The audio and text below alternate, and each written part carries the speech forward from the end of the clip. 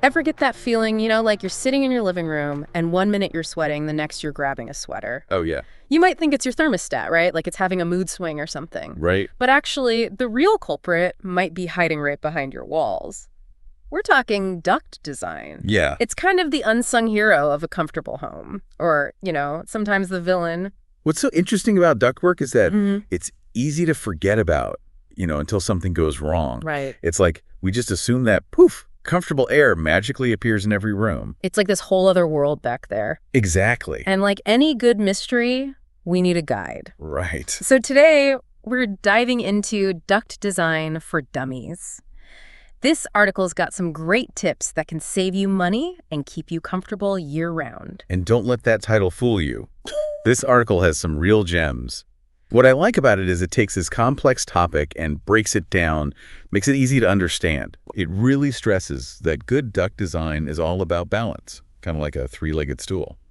You need airflow, obviously, but you got to work within the space you have. And then, of course, there's cost. Okay, so let's break down this balancing act. Let's start with airflow and noise. Sure. I mean, we need air moving to stay comfortable, but nobody wants their house to sound like a wind tunnel. Exactly.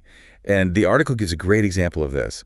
The Johnsons, their bedroom was right next to a duct.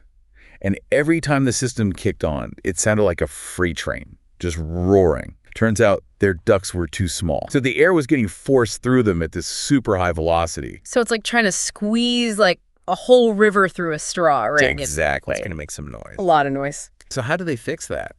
It was a pretty easy fix, actually. They just made the duct bigger. Think of it this way. Wider pipes, less resistance. So the air can flow much more smoothly and quietly. So less than one size matters, at least when it comes to ducts. But what if you don't have a lot of space? Like you can't exactly be expanding ducts in a tiny attic. You're right. And that's where the Duct Design for Dummies article brings up the Garcias and their attic renovation. They wanted to turn their attic into a living space, Okay. but they ran into this problem. Round ducts, those are usually the most efficient. Yeah. They just wouldn't fit in their low-ceilinged attic. I can picture it now. This duct-shaped dent in the ceiling. Not exactly the relaxing vibe you want in your living space. How did they get around that? So they had to compromise. They went with oval ducts instead. Oval ducts, okay. Think of round ducts as like the Autobahn of airflow. Smooth, fast, efficient. Oval ducts. They're more like a winding country road. They'll get you there. Okay. That might take a little bit longer, a bit more resistance. That's a good way to put it. So you might give up a bit of efficiency with the oval ducts, but sometimes you have to work with what you've got. Which leads us to our final balancing act, cost. Right? It's like the classic dilemma. We all want the best of the best, but sometimes our budget's like, I don't think so. And the Duct Design for Dummies article illustrates this perfectly with the Patels. They were doing a whole home renovation, and they wanted to find that perfect balance between quality and keeping things affordable. I'm all about saving money where I can. But you don't want to cut corners on something as important as ductwork, No, right? absolutely not. But that doesn't mean you have to empty your bank account either. Right. The Patels were smart about it. They worked with their contractor, and they prioritized. Give us the details. What'd they do? So they decided on this mix and match kind of approach, using different materials for different parts of the system. Like they splurged on durable sheet metal for those main trunk lines because those need to handle the most airflow. But for the smaller branches or where they needed more flexibility, they chose more budget-friendly options. So it's like a tiered cake, but for ducts. Right. I like it. Exactly. It's all about knowing what each part of the system does and choosing the materials that give you the right balance between how well it works and how much it costs. All this talk about balancing airflow, space, cost. It reminds me of something the Duct Design for Dummies article calls the iron triangle of duct design. Have you heard of this? The iron triangle. That sounds kind of intense. Well- Tell me more. The iron triangle, it sounds like some mythical challenge, like finding that perfect HVAC unicorn. Right. Well, maybe not that mystical, but it does highlight something important. The iron triangle is this challenge of getting perfection in 3 different areas all at the same time. Quiet operation, affordability, and then making it as energy efficient as possible. So it's tough. So are you saying even the pros have trouble with this iron triangle? So what are we supposed to do? Just like cross our fingers and hope for the best? No, not at all. What the Duct Design for Dummies article does is it uses this idea to show how important it is to figure out your priorities, make smart choices.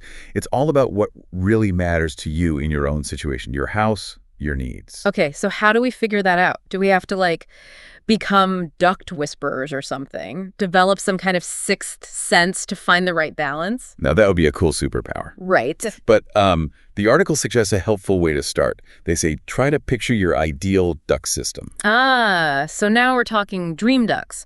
Money's no object, perfect airflow, the works. Exactly. Imagine this. You've got these large, round ducts, barely any bends.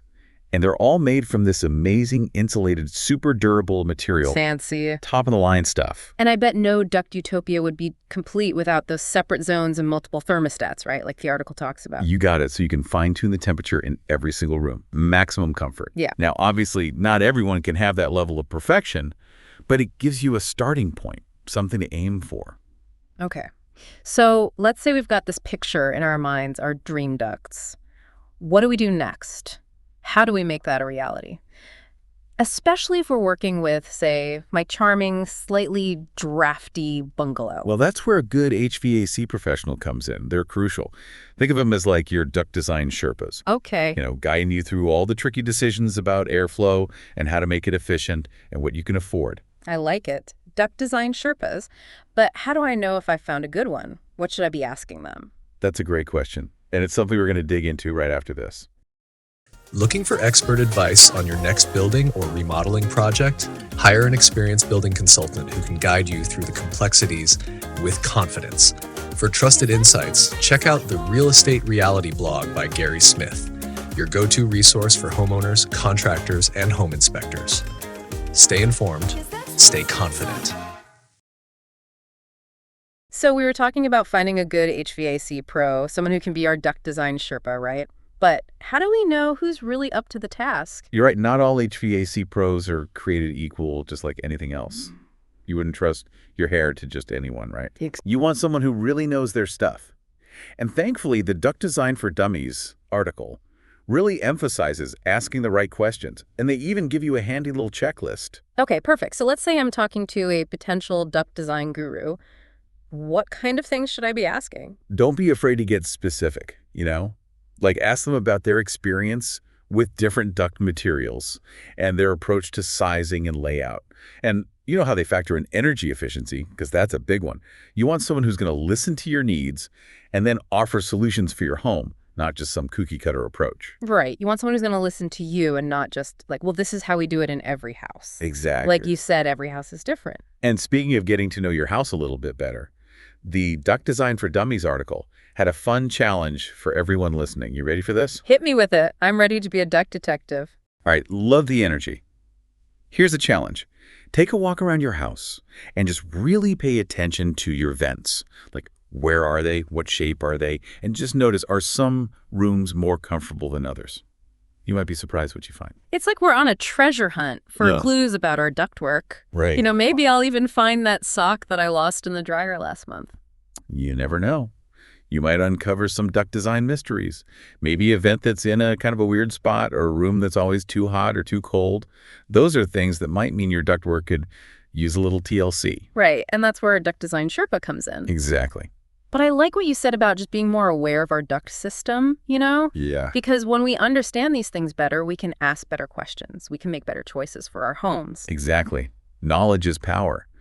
And the more you understand how your house works, even those hidden parts, it can make your home more comfortable, more efficient, and it can even save you money. Yeah, absolutely. Well, that's all the time we have for today's deep dive into the world of duct design. Hopefully now you all realize it's a lot more interesting than it might seem at first. And whether you are building a new home or renovating an old one or just curious about what's going on in your walls, understanding your ducts is so important for a comfortable and efficient home. And who doesn't want that, right? Exactly. Well, that's it for us. Thanks for listening, everyone. See you next time.